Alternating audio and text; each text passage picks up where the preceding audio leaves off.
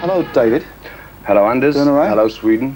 If you compare the new Whitesnake, being a 4-piece lineup, to the old original 6-piece lineup, what would you say is the difference? It's cheaper on flights. There's more room to move on stage. It's cheaper in hotels.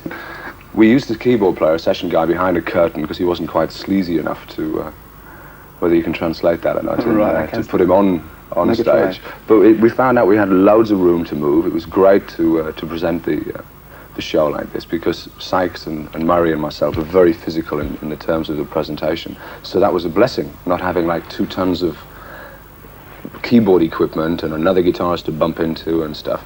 And we worked out great. Whitesnake has always been in my mind a guitar-based band, and I've never worked with a guitar hero since Richie Blackmore. And of course, I think John's the freshest, most exciting guitarist I've heard for a long time. With image and everything, he's got it all covered. Right. And he's exciting, he's interesting, and we're just about to start writing the new album. So I want to make it vocal and guitar-based band. It's going to be more exciting. You've been touring America extensively over the last month or year nearly. If you compare the audience in America, compare it to the Swedish one, preferably, what's the difference? Well, it's any industrial town in the world is a great rock and roll town. Like in Dusseldorf, Stockholm's, or Gothenburg. Detroit is phenomenal. Chicago is much better than Los Angeles for actual noise making. It's where the kids are more got more pressures on them because of high-rise buildings and everybody squashed together. So they want to make more of a noise, have more of a good time, which is more relevant to rock and roll, which in essence is physical and emotional release. But people, I mean, I've heard Americans singing Whitesnake songs, I've heard Japanese singing Whitesnake songs, and I've heard Swedish people singing White songs, and it's probably the only universal language which is perfect. Right. Just dialects are different. Right. I mean, the Japanese are a total delight, and it's very difficult not to grin at times, but it's not in a negative way. Right. Where do you actually get your inspiration from writing the songs? Women. Women. Do you have any memories?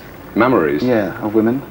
In Sweden, perhaps? Memories, yes. Yeah, there's beautiful, almost 2 meters tall, I think, called Christina. Oh, yes, I fell in love desperately. If they don't understand the lyrics, which majority of the press don't, or the media, then there's no explanation necessary, because a lot of the songs are tongue-in-cheek. They're all taken from experiences which are certainly not unique. I mean, everybody had these same experience. I mean, if Slide It In is basically a marriage guidance song, if you want to stop arguing, Right. Instead of rowing all the time, it's much more pleasurable to get at it. But I don't look at it in as a superficial sense, because if I look at sex as an observer, which is, I'm not a voyeur, but I'm a participant, there's humor also, as well as the serious nitty-gritty stuff.